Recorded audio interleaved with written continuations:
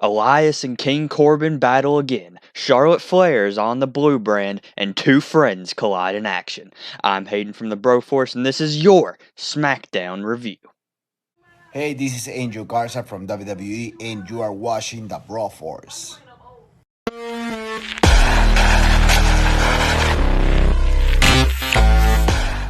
We open the show with Miz TV with special guest Mr. Money in the Bank, Otis. This is pretty much Otis's life story. Otis has his own Tron now. He's completely separated the heavy machinery gimmick from the Otis gimmick, even though he does mention Tucker in here. We'll get to that. Otis does a cartwheel on the outside of the ring, which was very impressive for a man that can't even lift his own hands above his head. Otis decides to just stand instead of sitting, because as soon as he sits, he breaks the chair. This segment was hilarious from start to beginning. Some people probably didn't like it, but I found it funny. I thought it did its goal. Otis says his biggest career win was Money in the Bank, but his biggest life win was winning Mandy Rose's heart. And he revealed that he carries various items around in the briefcase, including the contract, of course, and sausages, I believe is what he said. We get to see a picture of baby Otis where he says he weighed 12 pounds and was the biggest thing to ever come out of his mother. And then Miz and Morrison don't think he's taking it seriously enough, and they challenge him to find a partner by the end of the night to have a tag team match, because he says Tucker couldn't be there. He has some sort of sickness. We move on to some action in the Intercontinental title tournament. Between my two reviews, I've seen a lot of tournament matches this week. And the match in this tournament is Elias versus King Corbin again. They show the replay of Corbin attempting murder on Elias. That's his favorite pastime these days. From 2 months ago. Elias and King Corbin, those two names that I just said, have had a feud that has lasted multiple months. Nothing about this is okay. I don't know why it's still happening. This is a very strike-heavy match, as you should. They technically do have a grudge feud, as low heat as it may actually have. Elias does a top rope dive to the outside where he just kind of launches himself and just lands on his feet and just kind of looked like he walked off the top rope basically to the outside. Corbin mocks Elias with his guitar. This angers Elias, who proceeds to beat down Baron Corbin on the outside. Corbin breaks the guitar. Later in the match, Elias is angry again, and then eventually Elias rolls up King Corbin, just the way he did it at Mania, except he didn't grab the tights this time, for the win, and advances in the Intercontinental title tournament. Backstage, Otis is trying to get Sheamus to be his partner for later in the night, but Sheamus is having none of it, and tells Otis that there's not a chance, fella. When we come back from commercial, Otis asks Strowman to be his partner from advice from Mandy Rose. Strowman thinks it's a ploy to get him to cash in, but he says he respects Otis, so he will think about it. He hasn't confirmed anything yet. We move on to Naomi versus Dana Brooke, and the only thing I can say about this match is Dana Brooke won very quickly. It was a matter of 2 or 3 minutes. Dana Brooke gets another win over Naomi. Not sure why this really happened. Moving on. Charlotte Flair arrives on SmackDown for the first time since the wild card rule was implemented, because the wild card rule's back now. Charlotte should not be on all three brands. Charlotte is an amazing wrestler. She's probably the best in-ring wrestler, women's-wise, in the world today, maybe even ever. But her big problem is the overexposure of her, and having her go on all three brands is not a way to solve that problem, because I think Charlotte, whenever she loses the NXT Women's title, she needs to take some time off, because absence makes the heart grow fonder, because seeing more of Charlotte Flair is not going to fix the problem of people being tired of Charlotte Flair. You have to give them a break from Charlotte, so that way when she comes back, they'll eventually warm up to her. The contents of this promo was Charlotte opening it up, saying the reason she's on all brands because she's 5'10", she's blonde, her last name is Flair. She gets interrupted by Sasha and Bayley, who come down and just run her down a bit. Bayley tells her to get out of her ring, that thing every heel say. Then Charlotte Flair tries to drive a wedge between Sasha and Bayley, asking Sasha if she's okay with just being Bayley's lackey or is she her own woman, just building to the inevitable Sasha and Bayley split that I assume will happen before SummerSlam and lead to a match there. I can see Sasha turning next week, even. I think they need to get the ball rolling on the actual split happening because they put so much time into building to it. They need to have the split and have the feud leading into SummerSlam. Have that feud go out for a while, have the first match 3 months after the big split. We know what these women can do, just give them the time they need to do it. We have a Forgotten Sons promo after this where they flash up a graphic saying the views of the Forgotten Sons do not reflect WWE's views, blah blah blah. They say they weren't welcomed home with open arms, so they're welcoming everyone with closed fists.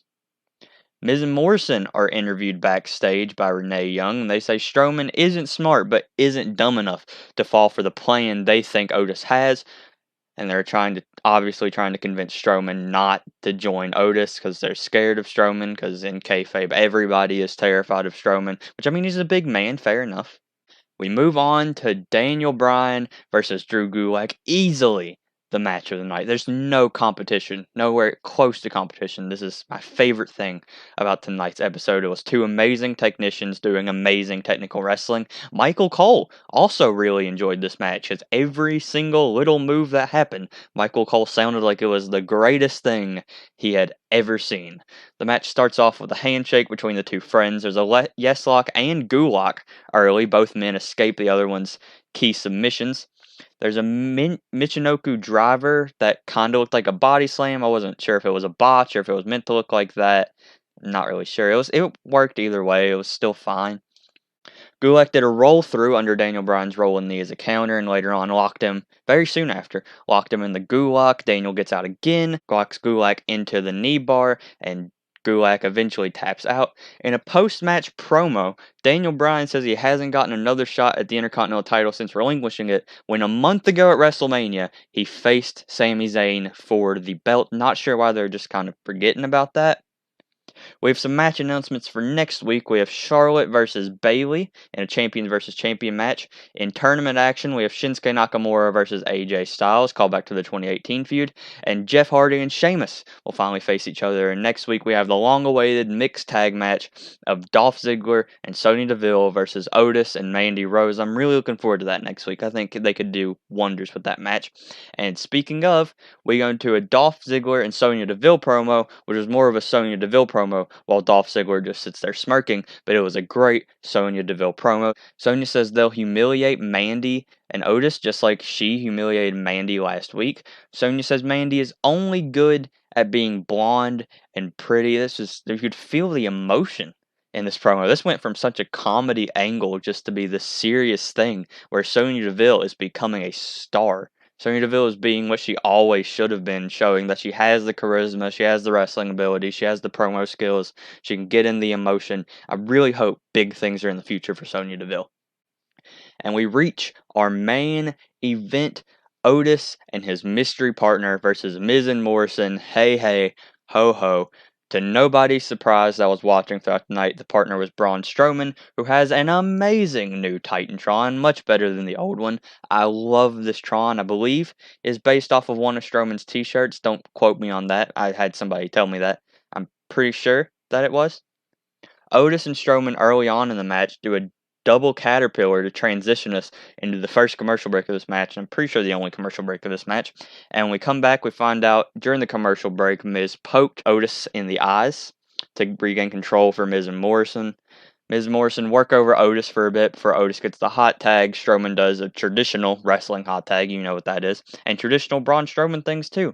Morrison avoids Strowman's running train around the ring, but Miz was not as fortunate and gets rammed by Strowman. I could see that leading to their eventual split up. He could be the hacker's target.